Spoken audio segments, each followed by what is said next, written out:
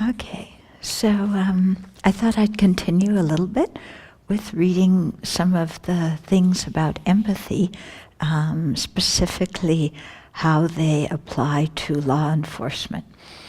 So here's an interesting point of view. So this one person believes that tuning into other cultures prevents overreaction by police, but not everybody agrees. So this man is now exposing his students to a wide range of cultures, ideologies, and viewpoints, an empathy-based approach that he hopes will prepare them for the diverse world that they will face. So that's quite good. But so far, he's in a minority. Police officers and those involved in criminal justice in Maine, say the answer to current problems in law enforcement are simpler and that empathy for others' points of view won't help. That's interesting. I'd like to hear why and what the other person's viewpoints are. Okay, so then here's something from the Richmond, Virginia police chief, who says that empathy is really what community policing should be about. So when Chris Magnus first moved to Richmond, this is Richmond, California, sorry, not Virginia, in 2006, he would hear gunshots at night, sometimes very close to his house. That would be disturbing to anyone, but was especially so to Magnus, as he had been hired to be Richmond's new chief of police. And then I don't know if the other thing follows on from this, or this is, it doesn't seem, it's a little strange here. But here's something from someone from the Georgia Southern University. My associates and I have recently reviewed research and done some additional analysis to pin down what is currently known about empathy and perception of empathy in the realm of crime and justice. When other factors like age, sex, race, education, and income are taken into account, empathy turns out to matter in several ways. That's good. Empathetic people are less likely to engage in delinquency or crime. But those who have trouble perceiving how others feel, have difficulty sharing those feelings, are more likely to engage in wrongful actions. Everything from minor juvenile delinquency to the most serious of violent crimes. So that means that empathy is important across the board for everybody, for reducing all kinds of bad behavior. Yeah, I would say not even just in the realm of crime and justice, but in our own personal lives. Yeah, if we have empathy for others, then we feel closer, we're more peaceful, we get along better with them. Empathy affects how people think about crime and punishment in complex ways. People capable of empathy tend to support tough punishments for crime, but at the same time, they are less likely to call for the harshest punishments, such as the death penalty. Now, it's interesting that they call for the tough punishments for crime. My reason is that they probably have much empathy for the victim. Yeah, and so for that reason, call for tough punishments. This is why we really have to be careful about empathy, because if we don't have empathy for everybody and only for one side, then we take care of one side and neglect the other. But the fact that they don't call for the harshest punishment, such as the death penalty, could mean that they have some empathy for the perpetrator of the crime too. Yeah. So empathy for the perpetrator doesn't mean that there's no consequences. of somebody's committing a crime and damaging others' lives. It just means that rather than have the mind that wants to inflict pain on them, we see that inflicting pain on others does not change their behavior. Yeah. Whereas if we have treatment programs that teach people how to feel empathy for others and to teach people how to, communicate their own needs in a better way, then that kind of treatment works much better in situations of crime and justice than the punishment model. Because we all know as children that just punishing us didn't necessarily make us change our ways, did it? Empathy and perception of empathy help to shape the interaction of police and members of the community they are assigned to protect. Research on citizen interactions with the police has consistently indicated that the way officers behave determines how they are evaluated by the people they interact with. Duh. You need to do research on that. Of course. And so, of course, that's why when you talked about yesterday the officers getting out of the car and talking to the people in the community, then of course the community responds to the police in a very different way, more favorable way. When we probe in detail, it turns out community members have more positive evaluations of the police when officers communicate that they understand the issues that matter to community members. Of course. If the police understand what is important for community members, the community members are going to communicate with the police better.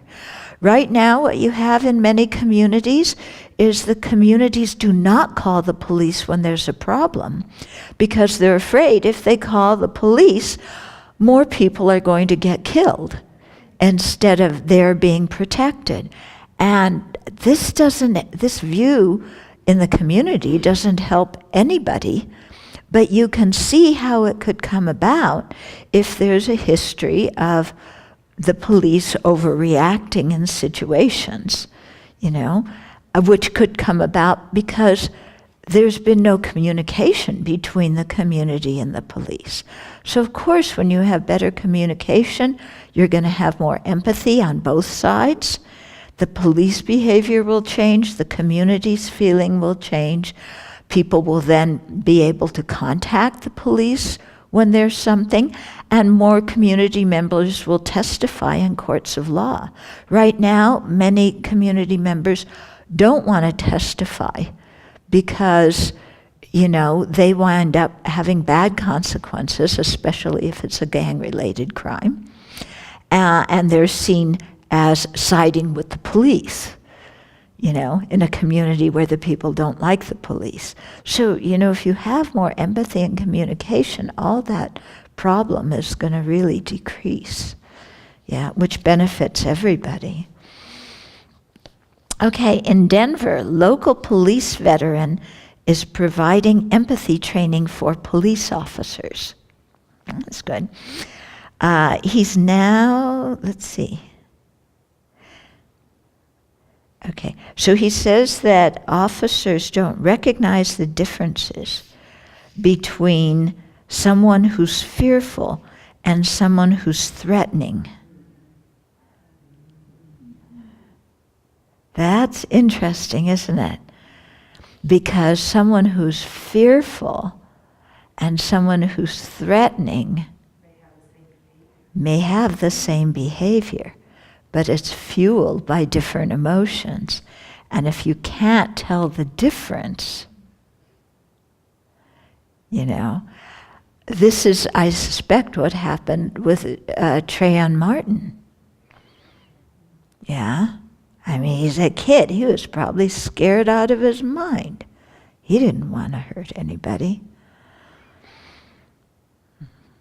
Okay, but missing, okay. So he's saying that someone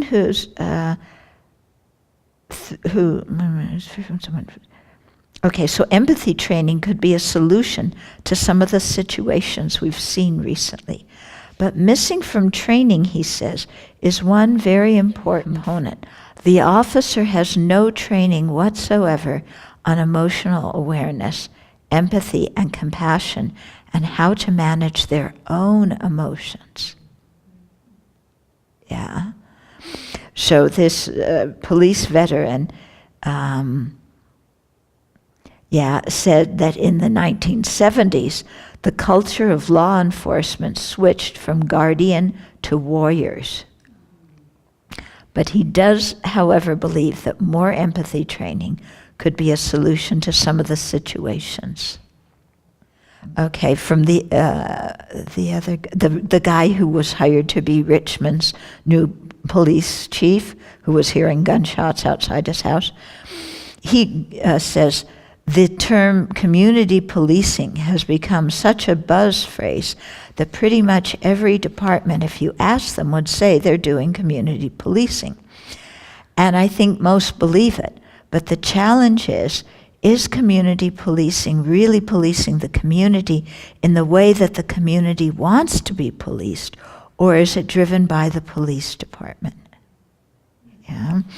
Magnus's approach has been to build partnerships with the community at every opportunity, learning from the residents what their priorities are in order to define where resources should go.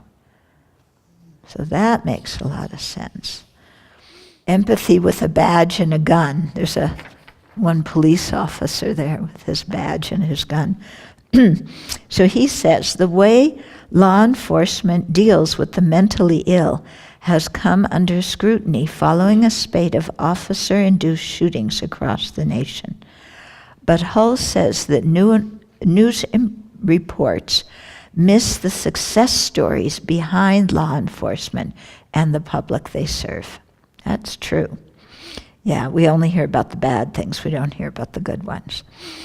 We handle literally hundreds and hundreds of cases where everything went right and we de-escalated the individual and nobody got hurt, Hull said. He says the training he administers to his officers is what stops crises and protects the public. But beyond that, he said, empathy with people struggling is the real key to solving these issues.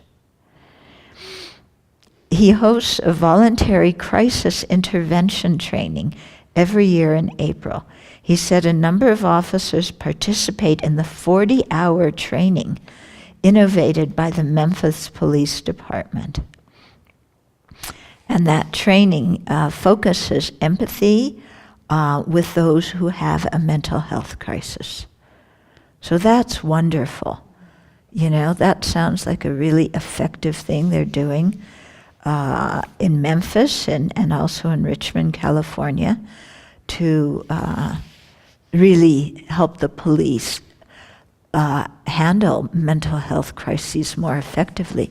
Because, you know, if somebody's in a mental health crisis, the family doesn't know what to do. You know, they need some help. They call the police.